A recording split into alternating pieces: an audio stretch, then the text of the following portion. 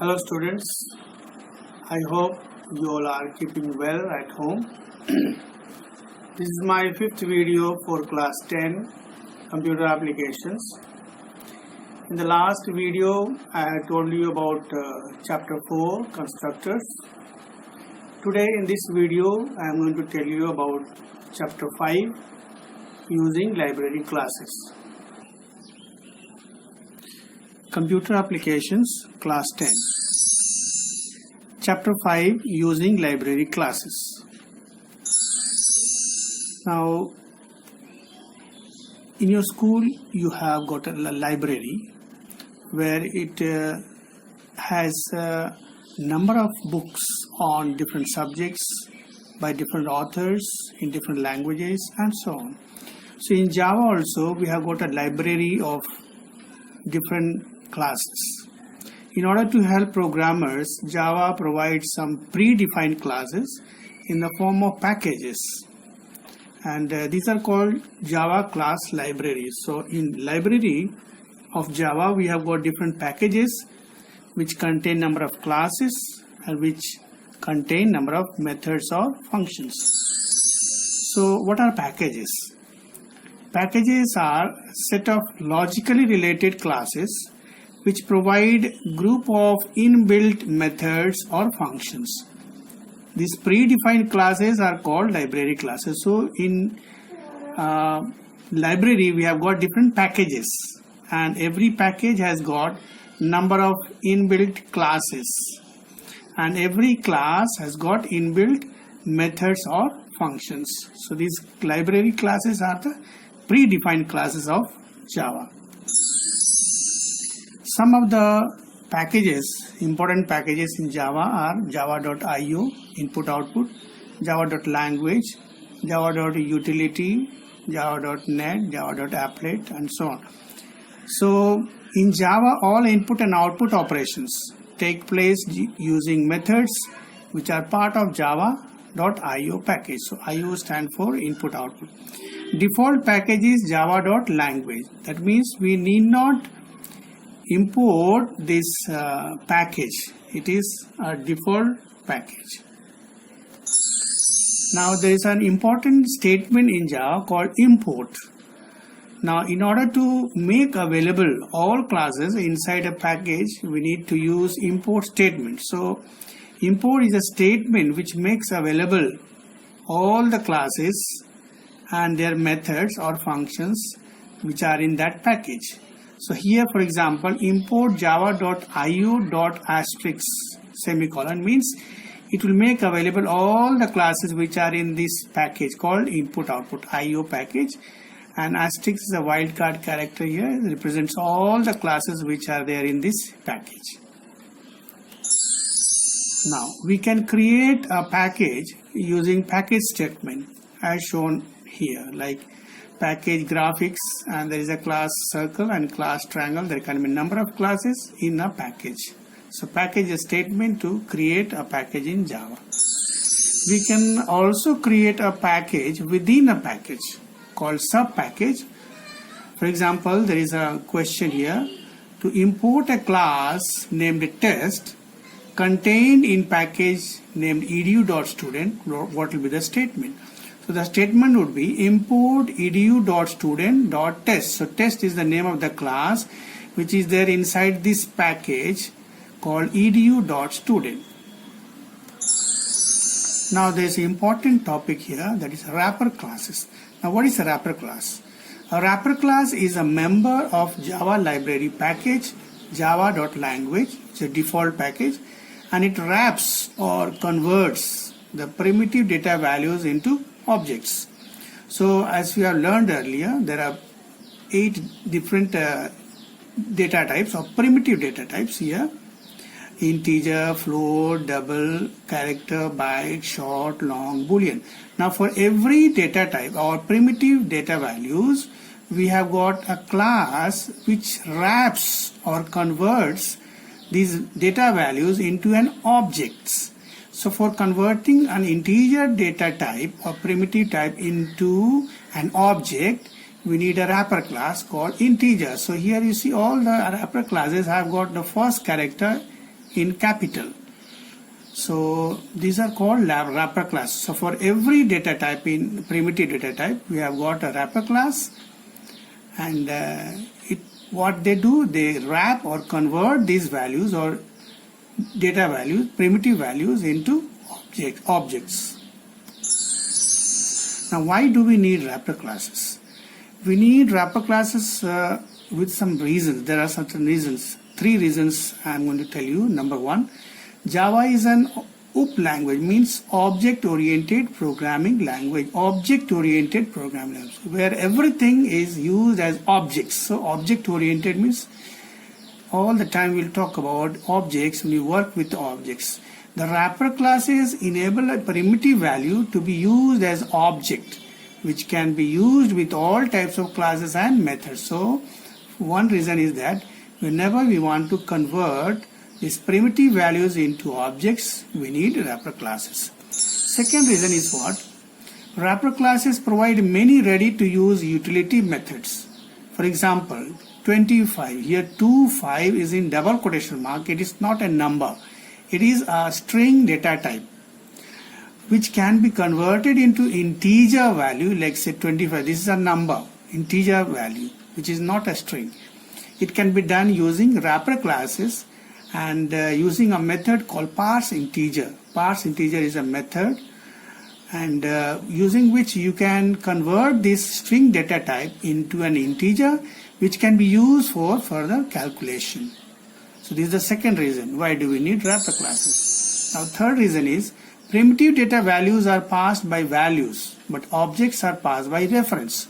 In the previous videos I had told you primitive data values are passed by values, but objects passed by reference. So here when you want to pass the objects, okay, objects are passed by reference, then we need wrapper classes. So wrapper classes facilitate passing primitive or primitive data types or primitive values by reference.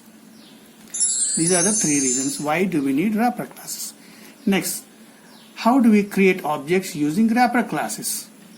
So as I told you, using constructor method, here is the process. How do we create an object using wrapper classes? So here you see this is a class name, like class, object, new is the operator, and this is the constructor. So here, like I told you long back, fruit, mango is equal to new fruit. So here integer is a class. Now this is a wrapper class here, wrapper class. And I is an object, is a object. And here new is an operator to create objects. Integer is again, here is the constructor method we are following. And 25 is the argument, or 24 is an integer, a number, integer, a primitive value, which is converted into an object here. I is an object, and integer is the wrapper class we use for that. Here x is having a value 5.50, it's a float value, and here x value, that is 5.40, is an argument, and using new operator we are creating an object which is a float type. So we have used here float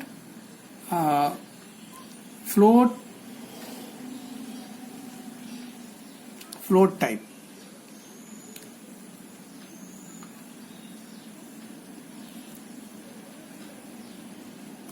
Now next we have, how do we convert a string into primitive types? Here 1, 2 is in a double quotation mark, so it is a string. S is a string here, and using this parse integer method or function, which is using a wrapper class integer, this S, which is a string, is converted into an integer. Int is a primitive data type here. And the same way S can also be converted into a double type value D using parse double. So double dot parse double. So here this is a wrapper class and this is a method or function. So how do we convert string into primitive types? Simple input and output. In Java, input is any information needed by your program to complete its execution, and output is any information that the program must convey to the user. So, for example, you must have used this statement system.out.println number of times in your programs. Now what is it? It's a way to send the output to the monitor or screen, which is an output stream. Here system out is an output stream of system class, which is in turn an object of print stream class, which is available in the package java.io package. So here the same way system.in read. So here input, here is output. So this is a way to input a character from the keyboard, which is an input stream. So this is a statement which takes a character from the keyboard, an input stream. So input stream is a source of input data. Output stream is a source of output data. For example, input stream can be a keyboard, output stream can be a screen.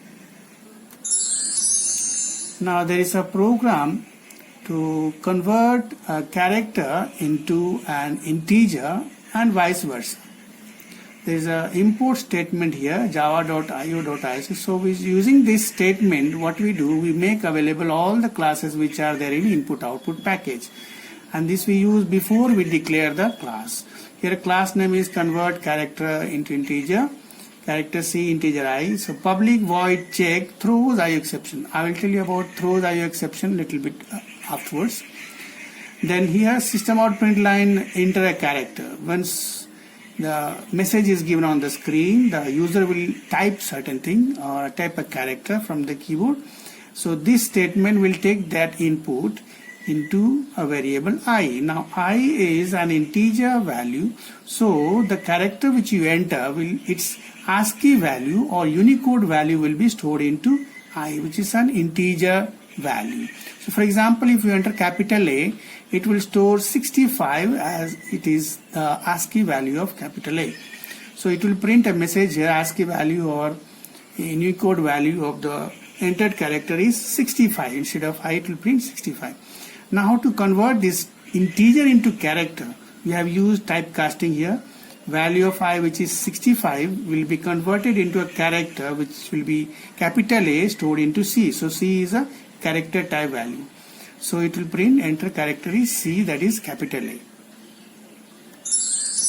Next we have got exception handling. What is an exception? In Java, it is an contradictory or unexpected situation, or in short an unexpected error during program execution.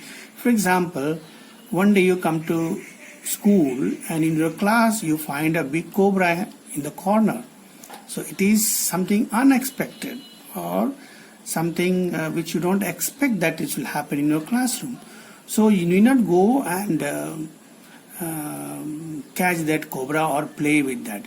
So there are people who are responsible to handle these situations. Either you will inform your class teacher or the principal or the people concerned, they will come and handle the situation. So exception means in Java any contradictory or unexpected situation, or in short unexpected error in the program or during the program execution. So to handle those exceptions, we have got a transparent and a nice way of handling anomalous situations or runtime errors in a program. So there are two types of errors in Java. One is compile time errors and number two is runtime errors. Now compile time errors means what? The errors which result due to the invalid syntax or grammar. For example, if you type system out print line, it's even number in double quotes, but you have not given bracket here. Bracket is missing. So once you compile this part or this program, it will give an error called not a statement. So this error is called compile time error since it has come while compiling the program. Now second is runtime error. The errors occur during the runtime of any program. And because of unexpected situation, these are handled through exception handling routine or error handler program. For example, D is equal to 9, S equal to 0, and you divide D by S and result is stored into R here. So the result, as you divide a number by 0, it will be infinity. So once you run this program, there's no error called a syntax error, but it's a logical error over here. So the error will show division by 0 when you when you run the program, not during the compilation. When you execute the program, you'll get this error, division by 0. So these errors are called runtime errors. Throws keyword. There is a keyword throws which is very important. It is used to inform the system that there is an error occurring in the program, that an error has occurred. For example, public void test throws IO exception. So here throws, what do you mean? It's a keyword which informs the system that there has been an error occurring in the program. So the raising of an imaginary error flag is called throwing an error. Like for example, when the train is coming, the people are showing a green flag or to stop red flag. So it's an imaginary flag. Raising of an imaginary error flag is called throwing an error. So throwing an exception means showing an error. Exception handling is a method or a technique to find out the errors and fix them. So using a try and catch block, there are two blocks or statements here used for exception handling. There is a program to display an error using try and catch. So you can see a class over here. Class name is try catch, and the test is the name of a method over here. And there are two arguments, x and y. Throws IO exception it is used here. So it is going to show or throw or raise the flag for there is an error in this program. Now integer z is declared to be integer. Now there is a try block here. This body block which contains these two statements. So z is equal to x by y. Suppose x is 6 and y is 0. So when you divide 6 by 0, you get infinity answer. So when you print this one, there is an error occurring here. So it will not show error over here. So the try block is just to check those statements if there is any error or exception. Now there is a catch block here which finds out those exception if it is there and prints out. So using this get message method or function, we print the error here. So error printed will be here division by 0. Now how try and catch work? So here once we proceed in this program, so there is a try block here. So when there is no exception, then it will directly continue to the next part. But if there is any error or exception, it will go and try to find the catch blocks. So this is the first block, second block, third block. There can be many blocks, and once the error is caught, it will go forward and show the error.